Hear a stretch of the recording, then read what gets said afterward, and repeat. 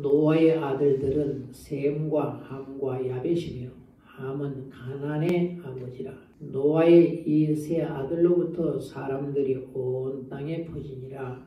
노아가 농사를 시작하여 포도나무를 심었더니 포도주를 마시고 취하여 그 장막 안에서 벌거벗은지라.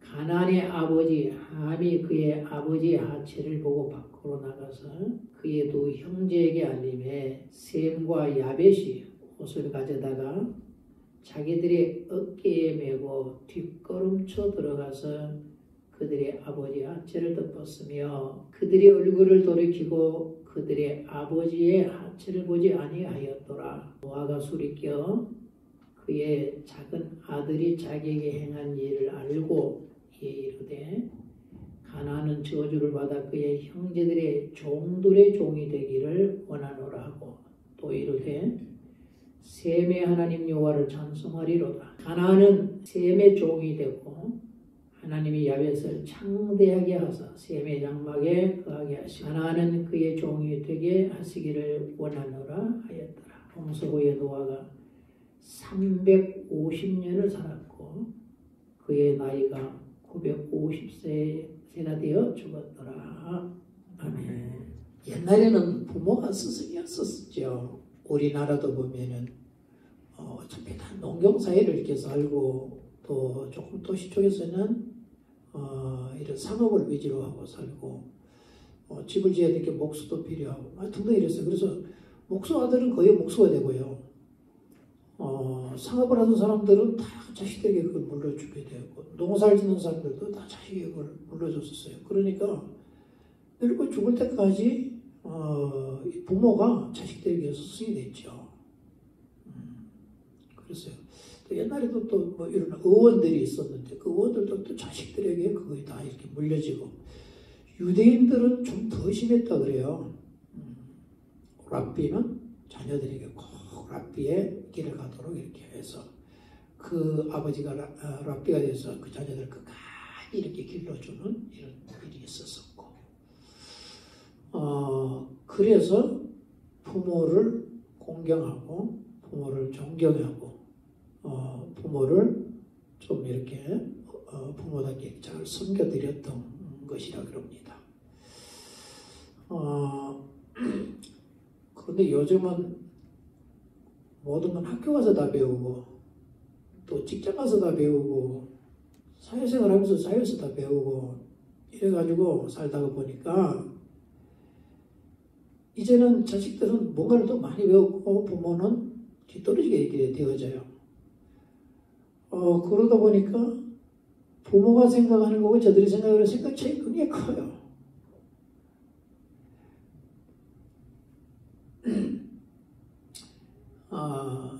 그래서 이런 고급 기술 사회가 되어지니까 부모는 아무것도 할 것이 없게 돼요, 점점.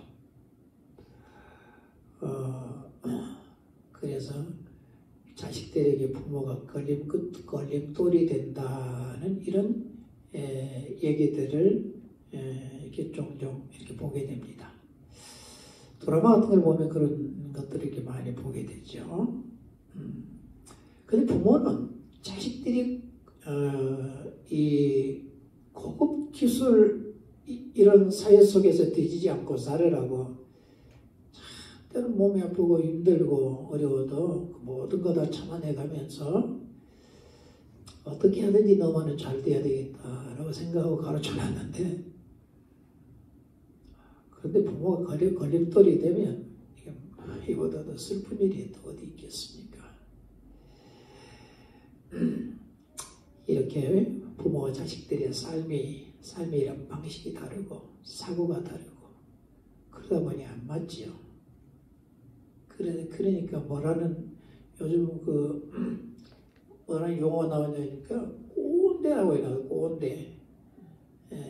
젊은 사람도 안 통하면 꼰대라 이런다 그러는데 꼰대. 그래서 거울을 쳐다보면서 야 이 꼰대야. 누굴 보고요? 거울을 쳐다보고 내가 거울을 쳐다보면서 야 이 꼰대야 해봤어요. 그런데 어떻게 뭐 늙었으니까 젊은 사람들이 꼰대라고 할 수 없지만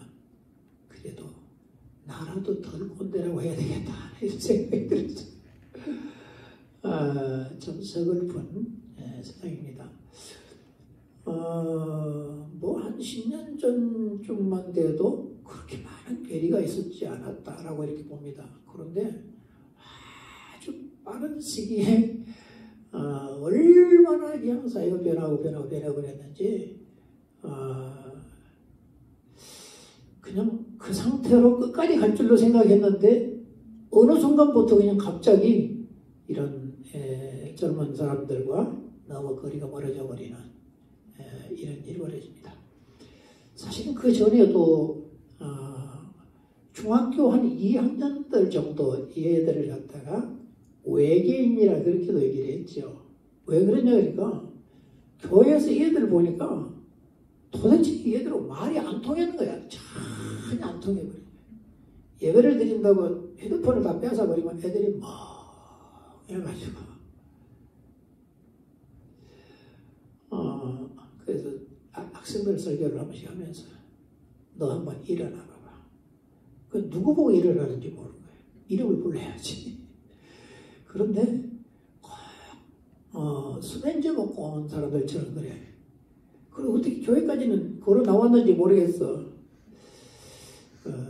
어떤 학교에서나 또 사회에서나 가정에서나 그렇게 아이들과 괴리가 생겨버리는 무엇 때문일까? 어떤 분들은 휴대폰 때문이다 이렇게도 얘기하고 정말 변혁자가는 이런 인터넷 발달 통해 가지고 이런 기술 세계 속에서 살다 보니까 어른들은 거의 안 돼. 그래서 어른들은 은행에까지 가야 돼. 그러니까 또 은행에 있는 분들은 또 꼰대가 서리도 제대로 안 해갖고 와가지고서는 또 그냥 없는 거 서리를 제대로 안 해가지고 그러니까 또 이 서리 요 서리 해오라 그랬는데 보냈어. 그러니까 그 먼 데서 걸어왔다가 또 가서 서리 해가지고 또 왔어. 근데 보니까 또 빠졌어. 또 이런 짓을 하는 사람들이 어른들이라고 합니다. 뭘 하나 시켜 먹으려고 해도 뭘 눌러야 되는데 뭘 어떻게까지 눌러야 하면 이게 나오는 건지 참 그거 헷갈릴 때가 있어요. 아니 휴대폰을 만지고 컴퓨터를 만지면서도 그거 참 잘 안 될 때가 있다니까요.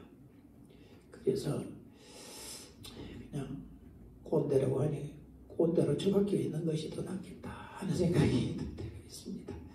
어떻든 그렇지만은 우리 오래 삽니다. 오래 살아요. 그렇죠? 아무리 꼰대라도 오래 살아.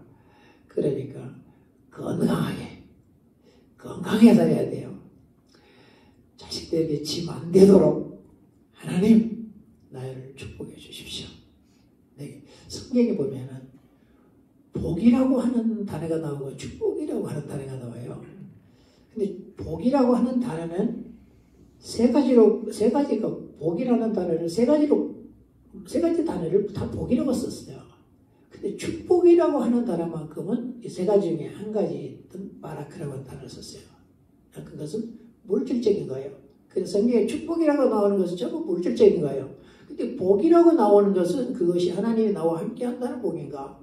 그럼 하나님이 나에게 신령한 좋은 것, 하나님께서 주시는 좋은 것 주시는 것, 그것이 복인가? 또 물질적인 것, 이거 복인가? 그건 우리가 이 성경 보고서는 잘 몰라요. 원어를 찾아봐야 그걸 제대로 다 알 수가 있죠. 그리고 사람들이 사람을 축복할 때 있죠. 사람이 사람을 축복한다 할 때는 참 물질적인 거예요. 그리고 하나님을 향하여 축복을 해달라고 할 때는 물질적인 것도 있고 영적인 것, 즉 하나님이 주실 좋은 것도 될 수 있고 하나님이 나와 함께 하시다 하는 것도 될 수 있는 거예요.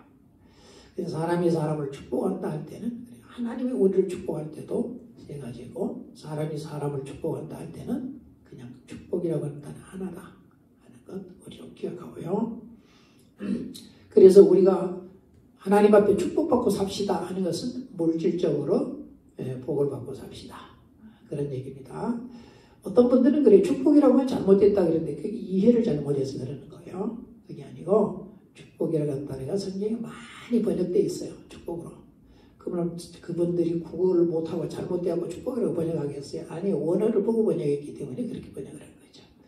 그래서 축복이라고 하는 단어가 잘못된 단어가 아니고 왜냐하면 왜 그런 얘기를 했냐 그러면은 너무 기독교가 기복적이다.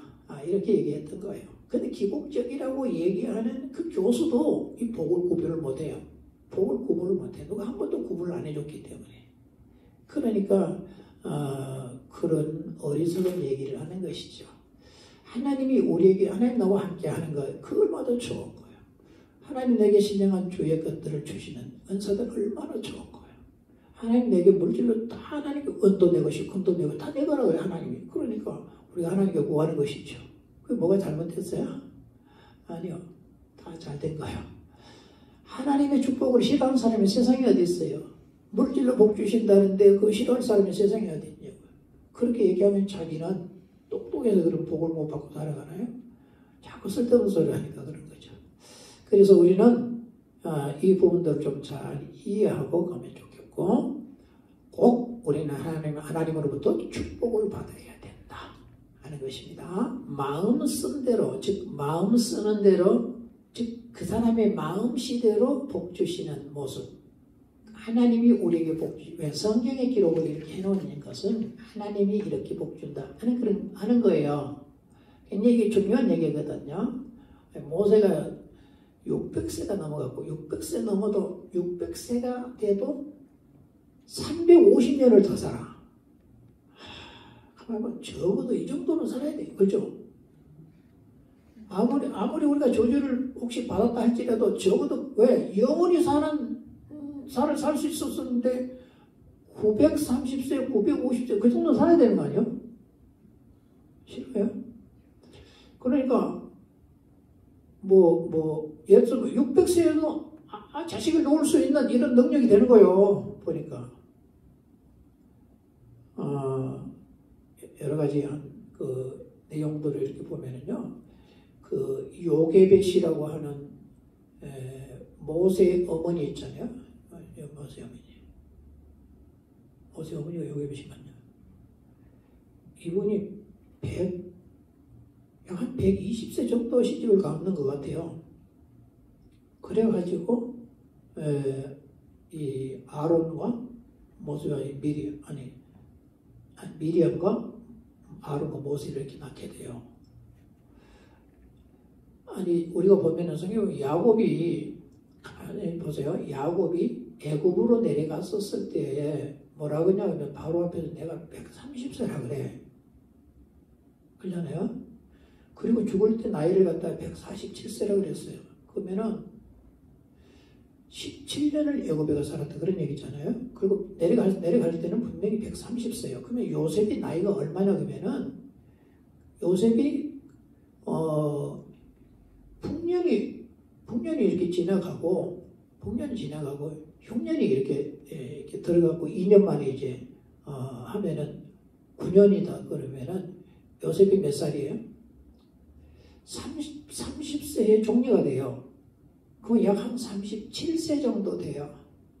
그러면은 37세를 한번 빼보세요. 130세에서 37세를 빼면은 한 93세 되나요? 하여튼 대학 정도 되겠죠. 그럼 그때 났다는 거죠.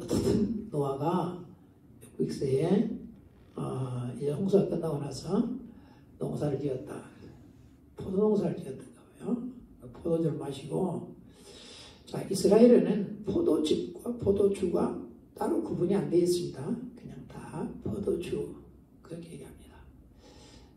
유럽 지역이라든지 서양 지역에서는 이 포도주가 그냥 식사할 때 먹는 음료종으로 이렇게 생각을 하죠. 그렇게 생각을 하기는 해요. 더워서 그랬는지 모르겠어요. 옷을 다 벗어 잤어. 옷을 다 벗어 그랬어. 먹었으니까 열이 났겠죠. 그래서 벗어 잤는데 이걸 누가 뭐냐 하면 둘째 아들 함이 보는 거예요.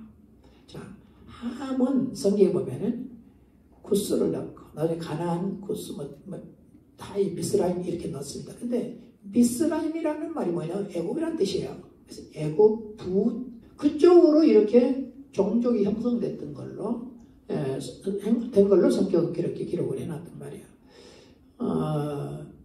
그런데 이 함이라고 하는 얘기가, 함이라는 이 둘째 아들이 딱 아버지 모습이 기가 막힌 거예요. 이 양반이 노망을 했나 하고 밖에 나가고 형하고 동생하고 불러가지고 뭐라니, 야, 아버지가 노망을 한 것 같아. 그런 말 없어요. 그런 말 없는데 내가 맞네. 노망한 것 같다고. 아무래도 왜 뻘거벗고 지금 자고 있는 거예요. 그러니까 이 둘이 형님하고 동생 둘이서 옷을 어깨에다가 메고 뒤로 갔다는 얘기를 안 보려고 그랬다는 얘기잖아요. 그래가지고 그냥 부끄럽고 수치스러운 그걸 드러내지 않나. 왜 그러냐면은 그때부터, 그러니까 오래전부터 그쪽 지역의 이 사회는 중요한 게 뭐냐? 명예였어요. 명예를 가장 중요하게 여기는 거예요. 성경에도 보면은, 명예 얘기하다 여기 갔으니까 다시 돌아올 때는 명예로 돌아와야 돼요. 여러분 갔다가 잘 못 와. 이게 문제가 있나 봐. 그래서 이 명예가 얼마나 중요하냐면은, 자, 생각해보면서, 누가 잘 때 이 나쁜 놈이 와가지고, 이 밭에다가 지금 곡식을 뿌려나갔는데 가라지를 갖다 뿌려버렸다.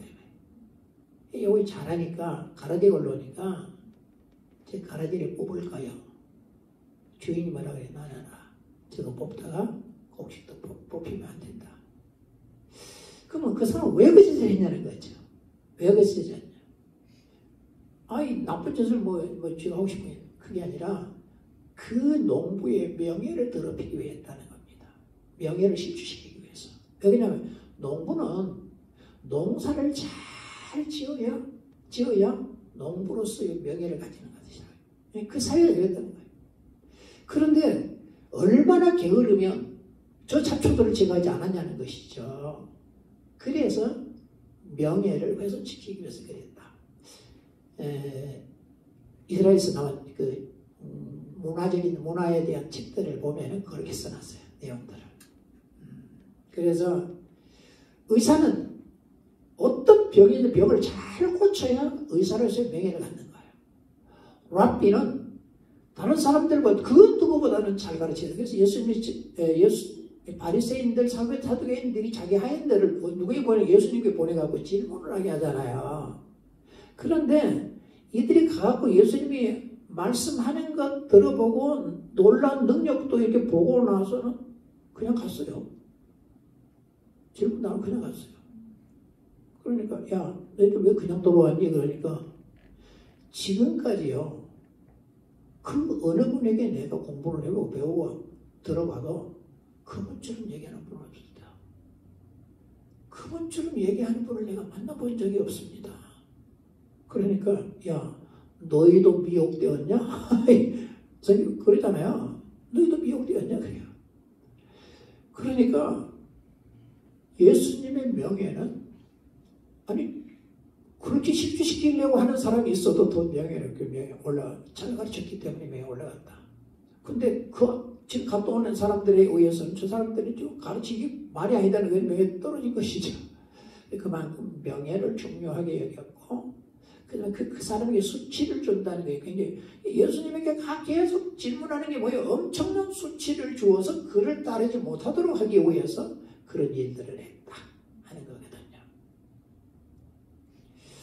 그래서 명예를 중시하던 이런 사회였기 때문에 그런 거예요. 맨날 지금 잘못은 누가 했어요? 노아가 했잖아요. 노아가 했지만은 지금 여기서는 뭘 얘기를 해서 지금 이 사람 잘못을 얘기하려고 쓴 게 아니고 성경도 그래요. 아니 우리가 보면 모세가 구스 여자를 취해요. 그거 잘못한 거잖아요. 근데 왜 하나님 모세 편드냐고요. 지금 그걸 가지고 누가 잘못했네 안 잘못했네 이런 얘기를 하려고 하는 게 아니라니까. 그런 성경이 우리는 성경을 잘 들어봐야 돼. 다윗 같은 경우는 사람 죽이지 아니 남의 여자를 빼앗고 남을 죽인 거잖아요. 그때 당시는 그게 굉장한 벌이었어요. 징벌이었어요. 그게 최고의 이거 잘못된 것들이었거든요. 그러니까 아비멜렉이 그 사라를 잘못했으면 취할 수 있었다는 거, 그것 때문에 그래서 엄청난 벌이 자기들이 임한다는 걸 알았단 말이에요. 이런 시대였단 말이에요. 그렇기 때문에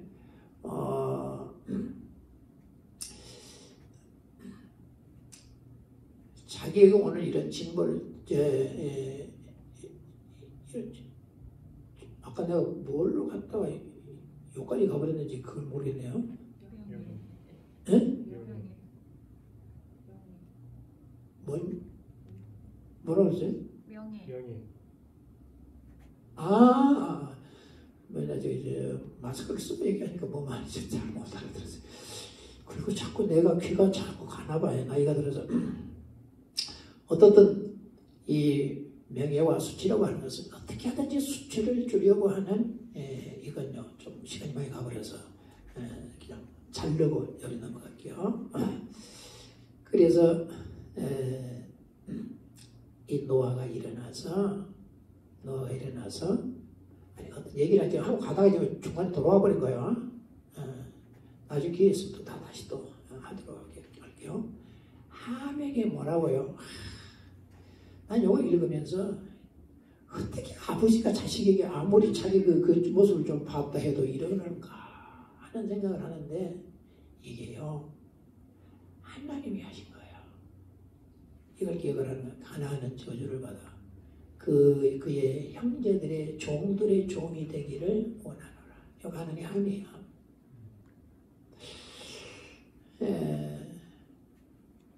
그래 놓고 또 뭐라도 셈의 하나님의 여호와를 찬송하리로다. 가나안은 셈의 종이 되고 하나님이 야벳을 창대케 하사 셈의 장막에 거하게. 셈의 장막에 거한다 이 말은 셈을 어떻게 셈을 쫓아내고 그 장막에 이렇게 거한다 이런 얘기가 아니고요. 셈과 축복을 나눈다는 뜻이에요. 히브리어는 보면은 셈과 축복을 나눈다 이렇게 얘기를 하였어요. 셈과 축복을 나눈다 하는 것을 갖다가 셈의 장막에 거하고 이런 식으로 표현했습니다. 예를 들어서 요셉이 집에 거하고 하는 것도 잘못하면 집에서 뭐 엄마 밑에서 살아가냐 그런 얘기 아니고 집에서 어머니와 아버지를 통해 가지고 하나님을 배웠다 그런 뜻이에요. 하나님이 하시는 일들을 배웠다 하는 그런 뜻이에요. 그러니까 성경에 이렇게 번역되어져 있는 것이 그냥 문자 그대로 번역되니까 그런지 아주 그 속에는 좋은 내용들이 이렇게 들어있는 것입니다. 그래서 부모는 자식을 축복할 권리가 있다. 그런데 그게 뭐냐면은 본래 부모를 이렇게 아담과 하와를 창조해 놓고 이를 통해서 하나님이 창세전에 계획된 사람들 이를 통해 보내는 거란 말이에요. 이들을 통로로 해서 보내는 거라고요. 그렇기 때문에 하나님을 대신해서 하나님을 대신한 사람이 누구냐? 부모라는 거죠. 나에게 있어서만큼은 하나님을 대신한 사람이 누구냐 그러면은 하늘 계속 하나를 만든 게 아니고 부모를 통해서 오도록 이렇게 만들었단 말이에요. 본래 창조해둔 사람들을 부모를 통해서 오도록 해서 그래서 뭐라고 표현했냐면 11조를 아브라함이 11조를 멜기세덱에게 드릴 때에 히브리서 보면 그래나 또 히브리서 보면은 11조를 드릴 때에 지금 뭐 때문에 이런 얘기를 했냐면은 자 야곱의 아들 중에 레이가 있는데 레이가 나중에 레이의 아들 중에 모세와 아론이 있는데 아론의 아들들이 다 제사장이 돼요. 이 사람들이 제사장이 된다. 그럼 이 사람들이 제사장들은 뭐냐면 11조를 우리가 드리게 되면 제사장들에게 드리게 되도록 이렇게 되죠. 제사장들이 먹었거든요. 자 이렇게 우리는 지금 그렇게 드리는 것을 지금 설명을 하면서 뭐라고 얘기했냐면 아브라함은 레이에게 드린 게 아니라 아브라함이 훨씬 레이는 후손이잖아요. 아브라함이 이삭을 낳고 이삭은 야곱을 낳고 야곱이 레이를 놓은 거잖아요. 그렇다 그러면 이 아브라함이 소돔을 멸망시킬 때에 자기 조카를 잡아가는 바람에 그들 나오면 하여튼 그쪽에 있는 그들과 그 그룹들과 이렇게 전쟁을 해서 다 찾아올 때 이 멜기세덱이 아브라함을 만나서 축복을 하잖아요. 그러니까 11조를 드려요. 그러면 이렇게 11조를 드릴 때에 레이도 드렸다는 거예요. 아니 내가 이분에서 보면 왜 그러냐니까 그때 레이는 아브라함의 허리에 있었다. 이렇게 설명해놨어요. 그러니까 우리는 어때요? 우리 아버지 허리에 있다 나온 것이고 그 아버지 허리 있기 전에 어디 있었어요? 할아버지 허리에. 또 그 전조 할아버지 허리에 우리 있었다고 말이에요. 쭉 올라가면 아담의 허리에 있었어. 그보다 더 올라가면 하나님께 있었다. 그래서 에베소서 1장 4절은 뭐라고요? 우리가 창세전에 택함을 받았다. 예수 믿고 영원히 하나님으로 살도록 택함 받았다. 이렇게 표현해 놓은 것이죠. 그래서 이렇게 부모의 축복은 하나님의 축복이다. 이걸 믿어야 되는 거예요. 그래서 부모는 계속해서 우리 자녀들을 축복해야 되는 게 맞아요. 꼭 축복해야 돼요. 그리고 자녀는 받아들여야 돼요. 아멘으로. 그래야 그대로 되는 거예요. 자식들은 부모가 항상 고맙고 존경하는 마음이 있고 그분을 너무 자랑스럽고 그래야 그분을 통해서 저 축복이 아멘 되어지는 거고 그래야 그분에게 그대로 이루어져. 왜? 그 축복을 하나님처럼 무슨 얘기냐면 그 부모를 하나님처럼 이렇게 섬기고 우리가 모시고 사는 것이 맞다. 그런 얘기예요. 물론 어떤 부모들은 끝까지 정신 차리지 못하고 어떤 죽을 때까지 정신 못 차리고 살다가 가는 사람도 있더라고요. 그래 해도 참 부모를 잘 섬기는 이런 분들이 있습니다. 하나님은 부모를 잘 섬기는 자녀를 그냥 보고만 계시지 않는다는 것입니다. 분명히 마음 쓰고 행한 대로 복 주신다 할 때 이 복이 뭐냐 그러면은 이 바라크라고 하는 축복입니다. 물질적인 축복이에요. 물질적인 축복을 내가 주겠다. 이렇게 얘기하는 거예요. 왜냐하면은 에베소서 6장 1절부터 3절에 보면 자녀들아 내 부모를 주 안에서 순종하라. 이것이 옳으니라. 내 아버지와 어머니를 공경하라. 자, 이것이 약속 있는 첫 계명이니 이는 내가 잘되고 땅에서 장수하라. 이 잘된다고 하는 이것이 뭐냐 그러면 땅에서 잘되는 것이 뭐예요? 물질적인 축복이란 말이에요. 그래서 그 축복을 얘기했던 거거든요. 공경이라고 하는 것은 높이 우러르는 마음이에요. 즉 존경하고 사랑하는 마음. 이것이 공경이라 이런 얘기입니다. 부모가 마음에 안 든다고 우리가 불효하게 되어지면은 나중에 후회하죠. 부모가 가버리고 떠나버려 놓으면 처음에는 좀 홀가분하고 편할 수도 있겠습니다. 그렇지만은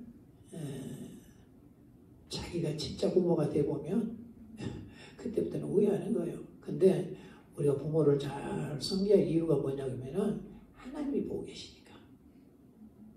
왜냐하면은 우리가 한 대로 일해주는 거예요. 내가 부모에게 자꾸 불평하고 뭐 이러면은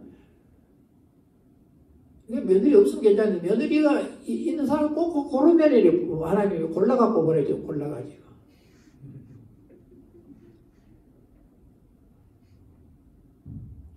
그때에 깨닫는 거죠. 왜 그래요? 깨달으라고 그러는 것이죠.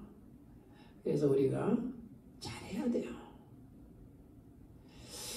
그게 하나님께 잘하는 거예요. 그래서 하나님이 복을 준다. 그래서 하나님은 그것을 그 내용을 계명에다가 집어넣은 거예요. 5번째 계명이 있잖아요. 안식일을 기억하라. 그리고 내 부모를 공경하라. 참. 그래서 우리가 부모님께 하는 것도 복받기 위해 하면 그러면 안 되는 거죠. 하나님 징계가 무서워서 한다? 그것도 안 되는 거고요. 자식이니까 당연한 의무죠. 이거 아니라는 겁니다. 그게 아니라 난 그분들이 너무 좋아서 너무 귀하고 너무 감사해요. 나는 꼭 그렇게 하고 싶어서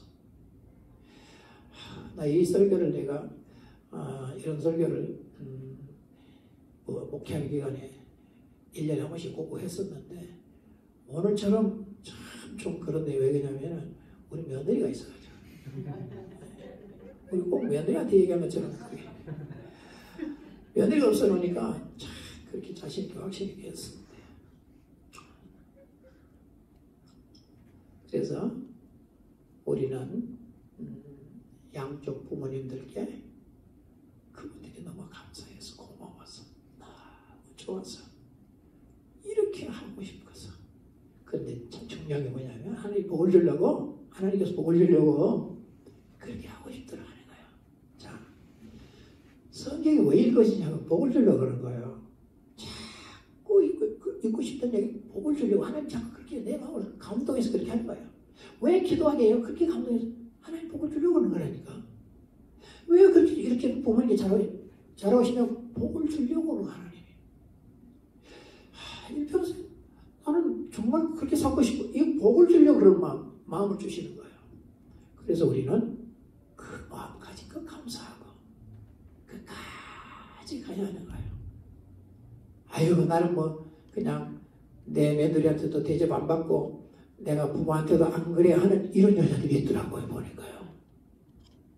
이런 여자들이 있더라고요. 근데 진짜 고약한 며느리를 지가 맞이해봐야 그때 이해를 하는 거예요. 나는 많이 봤잖아요.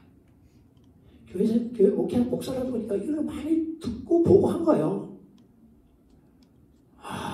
피눈물 나는 거예요. 지 성질 더럽지.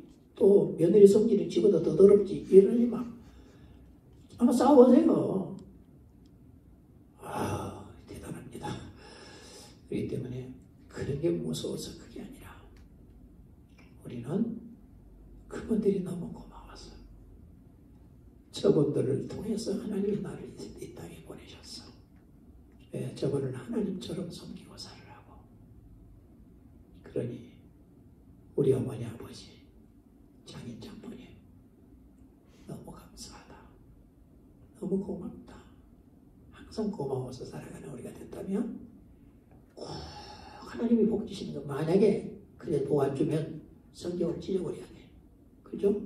그리고 장수한다 그랬어요. 걔한테같이 살면서 장수 되냐고요. 꼭 그거에 대한 장수한다. 왜? 성경은 거짓말 안 한다고. 그렇기 때문에 꼭 그렇게 한번 해보고 하나님이 나를 어떻게 하시는가, 어떻게 일하여 가시는가를 꼭 체험하고 하나님은 이런 분이시더라 간증할 수 있는 나와 여러분들이 되기를 원합니다.